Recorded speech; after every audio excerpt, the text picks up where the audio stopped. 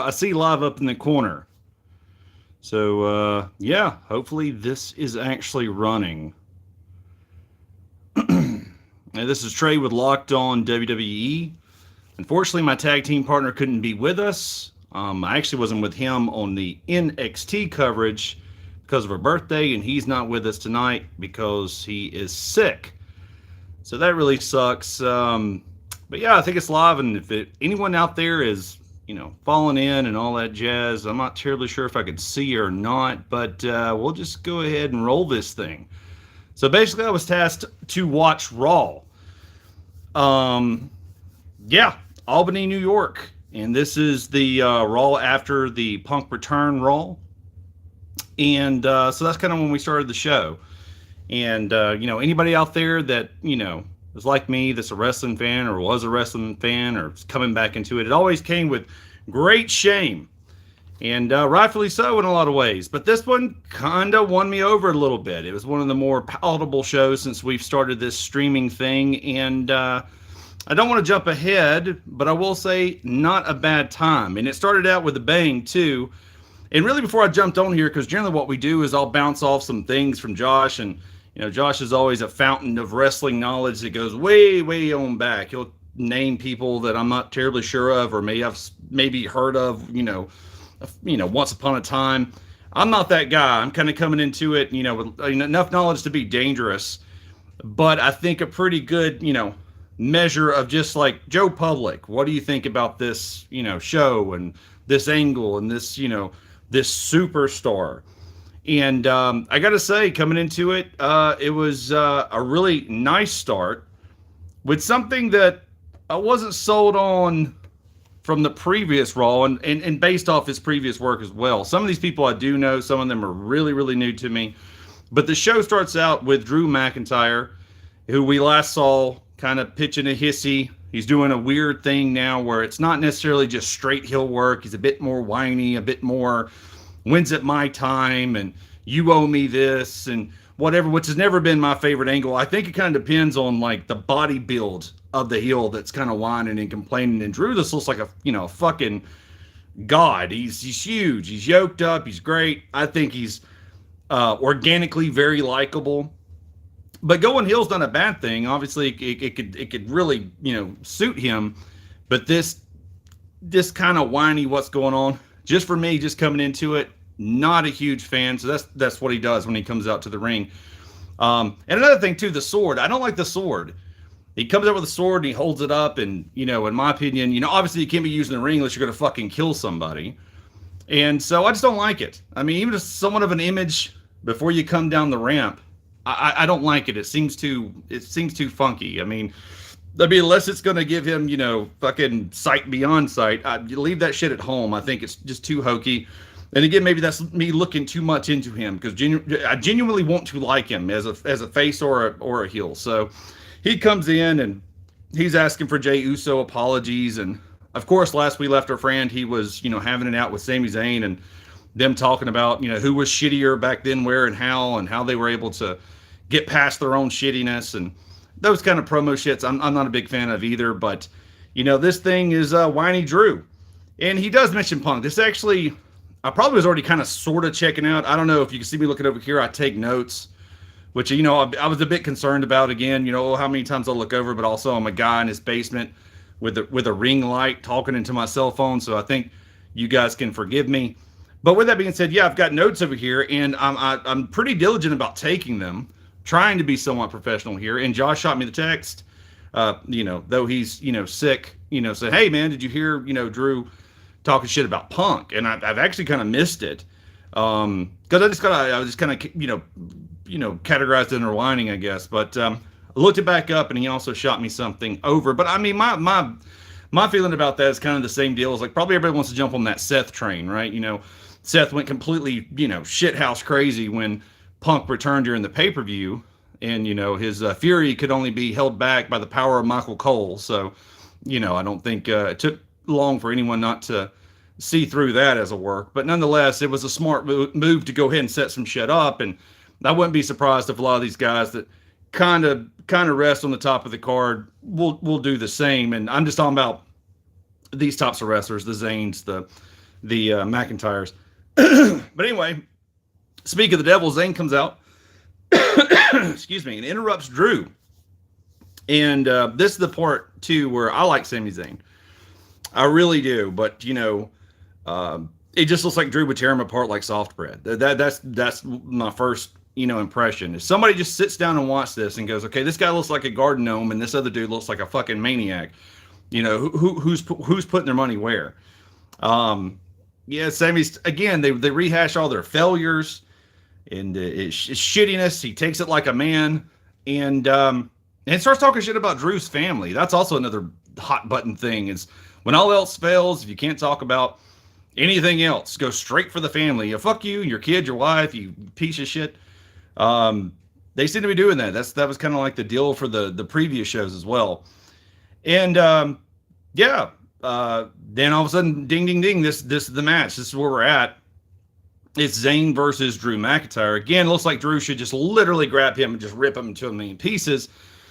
But, I'm watching this and I go, yeah, okay, a couple good moves back and forth, dive over the top rope. We get that from Zayn and instantly go into commercial break. And then it comes back and I'm like, good work. Okay, good selling from Zayn. Zayn actually has a spot where he jumps from the top, just kind of with a simple elbow to rock Drew for a second. And then instantly acts as if he's tweaked his knee and he's really selling it and doing a really good job. I mean, I know it's work, but I'm doing a great job. Also, a nice commentator table spot, too, where Drew just kind of slings him like he's nothing, and he lands to the table very violently. And when that happens, we get more commercials. Come back from that, we kind of, more back and forth. I wrote these down. Great spine buster into a powerbomb. Still only a 2 count from Zayn. But with the kind of work they're putting out, I believe it. It all looked painful. Again, Zayn is really, really selling his ass off. And Drew doesn't look weak. It does seem like it's going to be the speed and, the moveset that Zayn has, the backflips, the suicide dives. That could be the only thing to counter the sheer strength of Drew. And so far, so good. So I just put good stuff. Oddly enough, too, there's a spot where it looks like he's going to do white noise, the Sheamus deal. But Zayn counters with a sunset flip powerbomb. So I'm like, okay, that's, pretty good. It caught my interest. Then you get a Glasgow kiss from Drew. Zayn does the blue thunder bomb. I don't know. That's the kind of same thing with Seth later on in the show. Has anyone ever, has Zayn ever got a 3 count off of that? I mean, it looks impressive, especially when he's doing it to someone the size of Drew. But it's kind of like the Falcon punch thing that Seth does, whatever the hell it's called. It's like, it never fools anybody. You get the high boot while Drew went for the Claymore from Zayn. You get the "This is awesome" chant, and I couldn't help but agree. I was really actually locked in. You can see that these guys seem like professionals, and this was something that people were back, and there was interest here. It had weight to it. Drew, he's kind of doing the celebratory thing when he gets the best of Zayn. Zayn bumps him out. And from that point, again, Zayn is just selling that knee. So he's actually like kind of pulling the ref, talking to the ref like, shit, I can't continue. He's gearing up to go for like another suicide dive over to Drew. Simply can't do it. Really, really selling it. And so the real heel, moments for Drew starts coming out, and McIntyre jumps in and chop blocks his knee, goes for the knee over and over and over again. Finally hits him with the Claymore, gets the 3 count. Drew wins, and this is the first time since we've started the show, and I didn't really care so much for the first Raw with Punk, being back. I wasn't in love with it. I didn't say it was a bad show. You can go back and watch the video. And by all means, I won't do this near as well as Josh. Please comment if you love me, hate me, love this, hate this. That's what the internet's for, baby. Do all the above. We are not easily spooked here. By all means, give us a sub, a like, ring a bell, do whatever the hell you're supposed to do to let us know you're out there. Going back to the older videos, the Raw with the Punk, it was hard sledding. NXT, much better. And it was also kind of given a mulligan here and there, considering this is NXT. These guys are working. Some of it was very green. But with all that being said, the highest grade I've given something since starting the show would be this match between Zayn and McIntyre. I gave it an A. First A since watching wrestling again, and first A for this show. So hell of a way to start Raw. Actually, I felt all in general, again, not jumping ahead, that this seemed to move quicker. There's a thing that happens when we're getting ready to do this show that I get kind of stoked. I just like talking to my buddy about it. It reminds me of old times. We get to shoot the shit and have a couple of yucks. It's just fun to do this thing. But everything leading up to that so far, it's like, oh shit! If the show really sucks, you're in for the long haul. Because you again taking these notes and whatnot. This Raw moved way quicker, and I think it goes hand in hand with having some decent matches. So starting out with a bang, that was Zayn and McIntyre. Right from there, and this didn't derail. We tend to make a joke about the derailing, backstage segments, whatever, but they weren't good. It goes right into Shayna Baszler doing kind of a backstage promo. Again, to me, she sounds like, they get a lot of great female voice actors to do the voices of male characters and stuff for animation. And if I don't know if anybody out there has seen Naruto, you've had to see, especially if you got kids, but if you watch it, Baszler sounds exactly like Naruto when she talks. She's not trying. It's very distracting. There's no oomph to her. It's not near as entertaining, granted, as Naruto, but that's exactly how she sounds, like a little anime boy. And it's distracting and it's pointless. Jey Uso video package after the commercial break. Always will produce. WWE knows how to make a good video package. Then it jumps to Zayn being looked at. He's looking at his leg and shit, and there's refs and people around him or whatever. And Drew jumps out, kicks the shit out of him, says, we're nothing alike. We're nothing alike. Probably the family comments and all that shit, or nothing alike, I guess, in their past failures. And then, of course, in true heel style, he stomps the dog shit out of his injured leg. And then we jump to more commercials. Again, everything from Zayn and Drew, good. Really good. And I know Zayn's very likable. I know I'm kind of busting his chops on his look. Just being real. I like him. I like his buddy KO. They're very unassumingly athletic and good. But just being honest, again, Drew looks like $1,000,000. And I like him. And I'm cool with him being a heel. And I kind of hope he goes more towards this kind of vicious angle than the more whiny or look, well, I'm going crazy, I can't take it anymore angle, which doesn't really fit him considering he's so imposing and so on and so forth. But then, of course, what do we got? No, Jay can comfort Zayn. I'm not a fan of this either. And he just keeps saying Oos. Just over this. He's like, literally, he's like, you okay, Oos? You okay? He says it like a dozen times. The whole Oos thing is like, just way the fuck over the top. And I don't know, the whole Kumbaya session by all the guys in the back is just very unsettling to me. They did with Judgment. They're doing it with Judgment Day. There's a lot of spots actually on this show where they do that, where literally everyone in the back just comes together and they're all pals. And, how dare you not be my pal? And, oh, you scamp. It's just like, why the fuck does anyone care? Like, aren't you all in like the business of, hurting each other and, all that jazz. So that seems to be kind of a reoccurring thing too, that I'm not a fan of. So Jey Uso is really concerned about his pal, and he should have his mind on the prize, which is the championship match with Seth, but he is just absolutely flabbergasted by the fact a wrestler got hurt during a match. So also you got Becky Lynch backstage, who Nia Jax interrupts her little interview. I don't even think she really even got a chance to say anything. I'm guessing they didn't really ever have a match since, the famous breaking of the nose, which made, Becky Lynch go to a whole new level until she got knocked up by Seth, and that kind of derailed everything. Plus, they didn't know what to do with her. It's, whatever. I'm not terribly in love with the Seth deal either. I think people like his song more than they like. Oh, you can like his work, but like it more than his shtick. But anyway, they're trying to, bring that back. And so we finally get to the Shayna Baszler, who talks like Naruto, in Nia Jax match. Look at our notes here. Things happened. Not good, not bad. Kind of what you expect in the Nia Jax match. And kind of what you expect for the Baszler match, too. Because even though I didn't watch a lot of wrestling, I've seen these two girls wrestle, and they're just, I don't know, it's just not impressive. I think there's something you could do with Nia Jax, because she's a big girl. She does have that vibe of like she could do something, and she's got, she's pretty and she's big and she seems like she can do something. And Shayna Baszler is just, it's like watching paint dry. I really don't get that. There's nothing that she brings that seems particularly like she's an actual UFC person, or that she's going to really hurt you, and kind of the stuff I think they were hoping with Ronda Rousey, which just fizzled right out. She's got none of that. There's really nothing that lends itself to like, oh, she's going to really hurt you. She's really going to submit you. None of that exists with her, but she does sound like Naruto. So things happen. I learned that the ass squash thing that Nia does, which ends up winning her the match, it's called the Annihilator. which is just cute. And this would even stick. I said, insert Spawn joke or something about that hack John Leguizamo. I didn't do it. Just too tired, too exhausted. The backstage shenanigans didn't get me. This was starting to get me. This wasn't horrible. Wasn't the worst thing I've ever seen. It's just I don't give a shit. And honestly, this was a very hot crowd. They seemed to care just literally about anything. And they didn't care about this either. This was nothing. I gave it a D.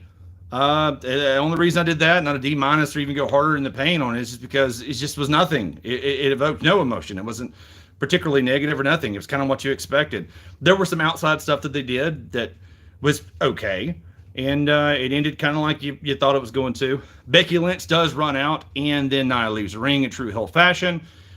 But, she just got through with that match, so why stay in? I mean, they instead of just it being a squash match, they still are not sold on completely burying this Baszler chick. So, she got to keep her dignity and stay in the ring for a while with Nia. But when Becky came in, she took off. Then this led us to a promo talking about how CM Punk got a lot of views. No, he's not here tonight, but a lot of views. We do promise this is a big deal, folks. Followed by a collection of audio, from people from doing shows like this, just screaming and going complete fucking insane, which just baffles me. I mean, there's people don't act this way when their children are born. I can't imagine literally watching anything entertainment or escapism where I'm just fucking pulling my hair out and losing my mind. It's absolutely unreal. And, some of that's got to be at work too. I mean, God, I hope it is. That happens. That and, oh yeah, what if, I wonder how the Cultaholic kids would sound like if they actually saw a naked lady. Because they got that one kid that's just really screaming, and you don't know who Cultaholic is. You get backstage antics with the Gunther Gang and DIY, which is coming up next.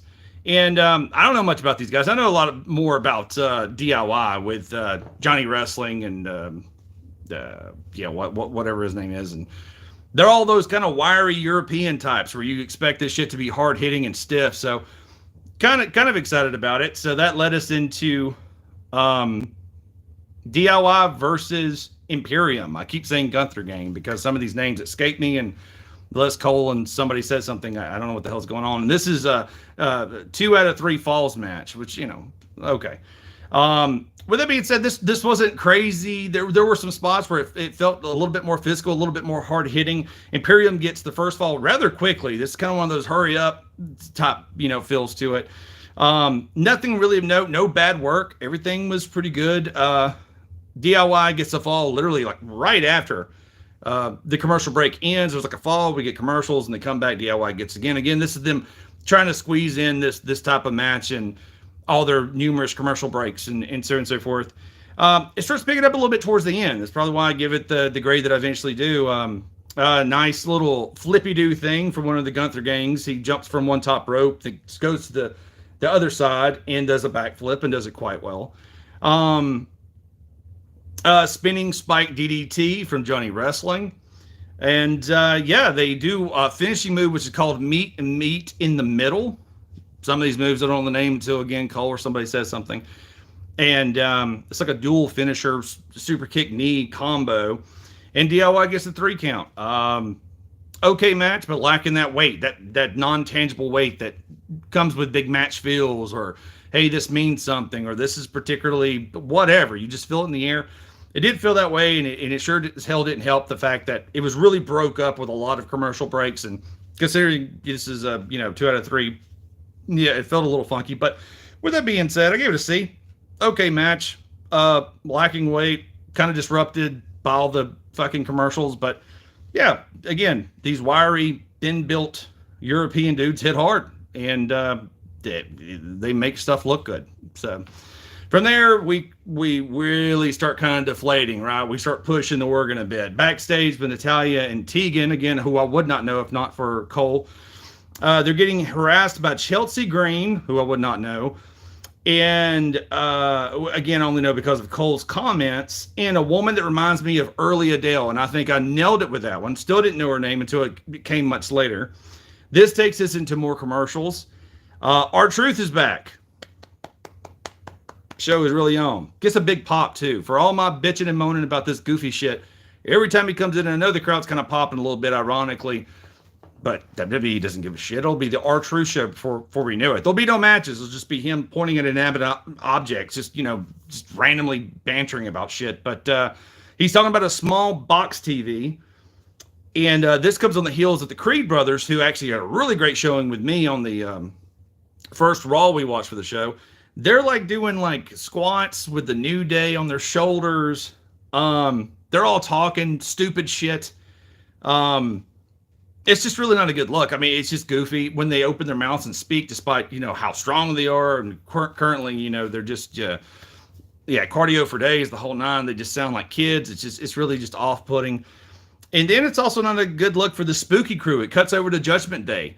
And they're all still talking about like their clubhouse and hanging out and shit. I mean, it's just, I don't know. I don't get it. Like if you're spooky and you don't, give a Frenchman's fuck about anything, and you all have the belts. Like, well, why is it with the comedy stuff? And this is where all R-Truth really pops in with the whole TV thing, and they keep telling them to get out of the clubhouse and all this just silly shit.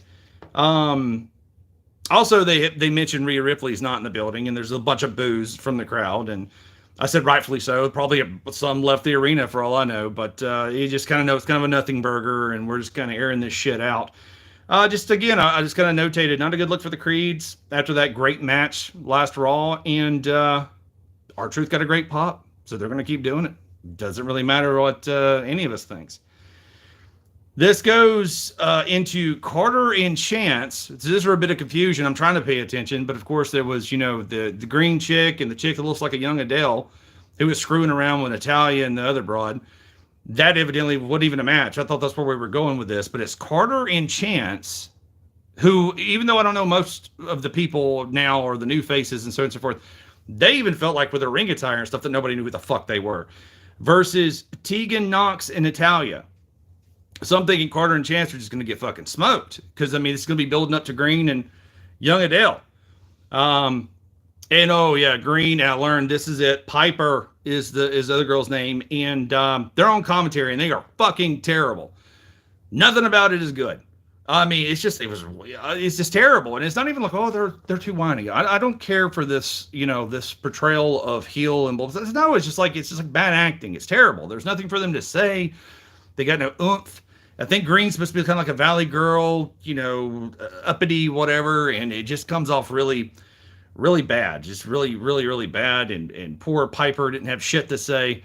And I just said, ooh, sheesh, this is hard to watch. This match is hard to watch. That commentating, the whole nine. This is where, if not for the show, I would have turned this shit off. Honestly, I would have just been like, okay, I'm done. I'm tapping out. Unless there's, somebody here that likes it or whatever. What the fuck? If it's not background noise, and, I don't want to see this anymore. And then I put two, I said, the crowd is still making noise. Either that or Don's a wizard of fucking sound. Because they're like, Natalia's getting them to chant and all this shit. And this was, whatever, Albany, right? Josh, pointed out via text too that this is a very historic, spot for WWE and all that jazz. And that's true. And Natalia's got them chanting. So, there's something to be said about that. There was actually, at the end of this whole match was dog shit, but there was this impressive top finisher where one of the Carter girls and Chance, whoever's who is who, does like a handstand on the other one, and she kind of like flops her down on top of Natalia, and this happened like twice, where like it looked like the kind of splash type movement they were trying to do. It's just shins right to her tits. It looked like it hurt both times, but the visual of her walking with her doing the handstand thing was actually kind of neat looking.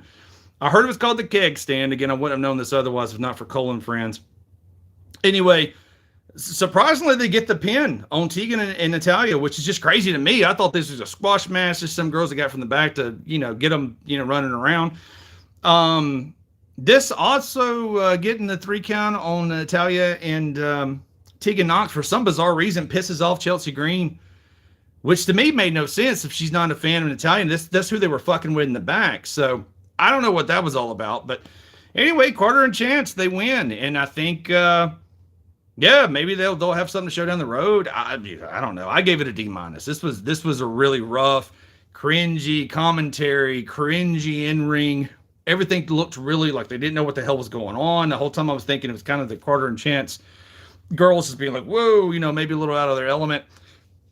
I don't know. I give it a D minus. It was just really, really rough. I wish them the best of luck, especially the Carter and Chance girls. I mean, I don't want to shit all over a parade that just started, but yeah, hopefully there's better showings down the road. After that, Cody's music after the break. So Cody's going to come out and talk about a man spitting in his face. And it looks like he may wrestle. He comes out in his gear, which, that's just to get you all, ooh, Cody, he's going to do something. They play back Shinsuke spitting in Cody's face. He looks none too happy about it. And I wrote down, he might talk about his dad. And by God, he almost does. Right out of the batting cage, he talks about, and Josh would be able to tell you if he was here, whoever the fuck it was that did the miss first and all that shit. I was like, oh, please bring him up. And if you bring him up, please cry, please tear up. Because now it's like a running joke with me and Josh. It's like, it's way overdone. When I was a kid, I saw okay, we get it, Cody. And then, my dad, well, yeah, we got that too. But anyway, oh yeah, I also wrote that Cody looks like Frankie Avalon. And I'm not that old. I may look it, but I'm not that old. But I'm a big movie buff. So if any of the wrestling fans out there know what I'm talking about, does he not? And if anyone stumbles upon this in the future, Google it. Because for the exception of the blonde hair, give it a Google. Fun movie, Dr. Goldfoot in The Bikini Machine. Frankie Avalon's all in it, acting like a fucking idiot. But they favor big time. Shinsuke jumps on the Titantron, and like a true madman, he hits Cody with a really well-produced video package. So that was kind of weird. And yeah, nothing really happens. Lights come on. Cody does the whole look around shit, and it's like, yeah, nobody's there. And so you just get to see Cody, and it allows the crowd to sing his song. And some of these wrestlers, I think one of the biggest things that's over about them is their intro song. So that happens. From there, they recap Zayn and Drew's match, which is rightfully so, is a damn good match, and the beatdown backstage. Sami Zayn talks to Adam Pearce about his match and concerns. Excuse me. Jey Uso talks to Adam Pearce about Sami Zayn, his upcoming match, and his concerns for his dear pal, Sami Zayn. He says, oos, oos, ... oos, oos. And then Gunther talks to Pierce as well. And he's like right beside him. He's like talking to him. And then like Gunther just comes right in. And it's as if Pierce had no idea he was standing right there. That's the really funny camera angle shits they do at WWE. They've been doing it for a long time. Like when people watch monitors and the monitor's like here, or like someone standing beside them, they can't react to it. I just thought it was funny. So clearly this man has no peripheral vision. And clearly this is not the man for the job. This Adam Pearce. I had to look up his name. I knew he was a wrestler and all that shit, but I don't care. So what do we got here? We got the Creed brothers versus Dominic Dirty Dom Domaroo and JD McDonough Donna. Some okay stuff. A lot of displays of strength from the Creeds, who I became a fan of from the last Raw. Some of them come off a little silly. They put Dom in a suplex. They hold him there for like 15 fucking minutes and pass them back and forth to each other, and his legs are still standing straight up. Some of that shit always kind of nerves me. Also, to get on my nerves more, R-Truth comes out for some reason. He's holding one of the belts. I think he thinks he's part of the Judgment Day. That's kind of the funny haha. Isn't this great? R-Truth is so silly. However, Julius Creed finally gets pissy and does numerous belly-to-bellies and kip-ups after he throws Dom. He throws Donahue or Donahue. I don't know what his name is. He's throwing him. He kip-up. Throw one, kip-up. Throw up, kip-up. And in that sense, it was really a good display of like the athleticism and all that jazz, and it got the crowd really into it. So, again, these kids are full of piss and vinegar. It's just really a matter of, can they talk? I think that's kind of what it boils down to with these Creed brothers. After the bellies to bellies, they do kind of get the best of them and get this Julius kid down the ropes. Of course, 619 from Dom. I say, of course, because he's in the ropes just right. But they don't get the pin. Brutus actually does this really kind of nice spot, another commentary table spot where he bumps the McDonough kid. I know I'm still butchering it, but tosses him into the table. Table doesn't break, but it actually looks really good. And he's able to run back around and get to the turnbuckle while his brother hoists dude up on his shoulders. Actually, it's Dom who he chunks on the table and the Donahue kid on his shoulders. They do the Brutus ball, 1, 2, 3. And yeah, considering the backstage spot, the Creeds take the win, and it gets better at the end. They get past some of the silly displays of strength, get back into some of that I can do things you simply cannot do, and it got really fun again. So I had to give it a C though, because the start was pretty darn rough. From there, we get a recap of Orton going into SmackDown, which I actually missed. I wasn't on the last show. Again, like I said, dude, we got holidays, we got birthdays, got a lot of shit going on right now, and so I didn't see that. So I didn't really mind the recap. And it's Orton and LA Knight take out some of the bloodline. Now Seth is being talked to by Adam Pearce, and Adam is letting him know that Punk will be on Raw. He's going to be on SmackDown this Friday, and he will be on Raw next week. And he just wanted to let him know. And Seth says, you don't care. Sometimes he'll show his true colors. His mind's essentially on the prize, which makes more sense. And at this point, Jay shows up, and he's like all happy and bouncing around. And Jay and Seth is oddly kind of talking a little bit more street, which is weird. It's kind of like every time someone gets around to Uso, they can't help but all of a sudden alter the way they speak. And that kind of shit bothers me. But they kind of do that back and forth. But then Seth, shuts down that whole word buddies, let the best man win, and kind of says, hey, I'm going to kick your fucking teeth in and all that. He's not that aggressive, but it's better than, them hugging and kissing on each other. So Uso gets a little bit more serious too and says, fine by me. And yeah, they try to sound tough, but all the beginning part of it made them sound more like kids that were like, okay, yeah, well, meet me behind the old, the bleachers after recess, and we'll do this thing. So trim the fat, and that would have went over a little bit better, but that's just my humble opinion. Yeah, and this again, this Raw, hopefully I'm moving the video along too. Again, remember, click bell, subscribe, like, comment, tell us what you like, what you don't like, tell us where we're wrong. I know I'm wrong about a ton of shit, and I'm totally open to it. I'd love to hear what you got to say out there. Anybody that's on here now, which is a great chance of not seeing you, or in the future, you stumble upon this video and you don't like it, by all means, let us know. If you do like it, let us know. But whatever the hell you do something, comment, like. It would be really beautiful to kind of start moving this towards like a community type vibe. And like I said, that's what the internet is for. So hopefully we get to that. So I don't know if the video is fast or not. Looks like it's about 30 or so minutes, which I think is par for the course with a one-man show here. Same vibe I got with Raw. It moved really quickly. We're at the last match. It's Jey Uso versus Seth freaking Rollins for the World Heavyweight Championship. I say this with all peace and love. I'm not a huge, these guys can work, and Seth definitely is a workhorse. Since they came in, him and Reigns and whatever the hell old dude's name is in AEW, I see this guy constantly on TV, constantly wrestling. It's not the Roman Reigns setup with the Universal Championship where he's hardly there, or someone's like kind of a part-timer kind of vibe. Seth's constantly doing shit. And so I've got all the crazy respect in the world. It seemed like people really liked him. This crowd was very receptive to him. Obviously, people really like his songs. They liked his wife. Well, they like his wife. They did like his wife. I don't know where she stands with anybody anymore. But with that being said, unlike the Drew and Sami Zayn, oh, this is nice, and this is a good match, and I'm glad I'm here for this, and so it's not even that the show knocked me down. This just didn't have that. I don't really give a fuck if Jay wins or loses. That's nothing against Jay either. It's just I remember them being part of a really good tag team. Remember, I'm missing huge chunks here to make me be won over that this is a singles competitor, right? So I'm coming into it going, I don't know how I feel about it, but turns out to be a pretty good match. The one thing is always a little wonky, Jay standing in the ring, he has to come out to his intro, he has to wait on all the commercials. Then also it's another little spot with the Judgment Day, the spooky gang, how they're putting over the Creed brothers, oh, they're no joke. The Creed brothers are fucking serious. Again, not spooky, not fucking whatever. They're just out there, but yeah, well, this is, you guys better watch out. These guys are really tough. They felt the necessity to squeeze that in between, before the match actually starts. And also to remind us all about how great CM Punk is, and that he will be at SmackDown this Friday, and that he will be on Raw next week. And I just can't help but think about poor Jey Uso just standing there waiting for a long ass period of time to finally get this supposed, his biggest match of his fucking life underway. But anyway, here comes Seth. Everyone's singing.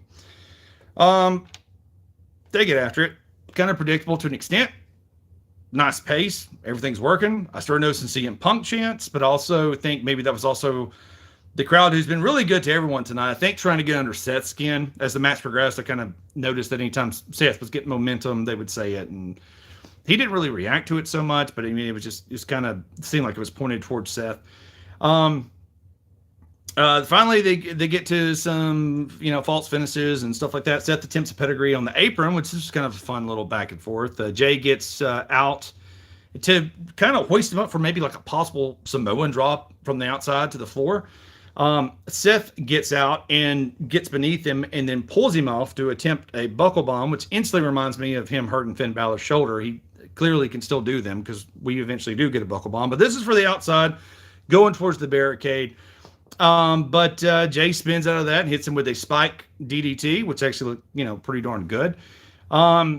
Good back and forth. Seth hits a good frog splash and gets a 2. Uso hits a not so great splash. I'm sure he's got better ones in the tank, and he only gets 2. We call it the Uso splash. This is awesome chants. The crowd starts chanting. If I was in the crowd, I would be chanting, "This is okay." I'm going to say he's awesome. It's not there yet, but this is all right. Better than I thought. Seth gives a superplex. This kind of thing I was talking about with the Blue Thunderbomb deal. Seth does the superplex, rolls into the Falcon Arrow. He only gets a 2, and I've just jotted down. Does it ever get a 3?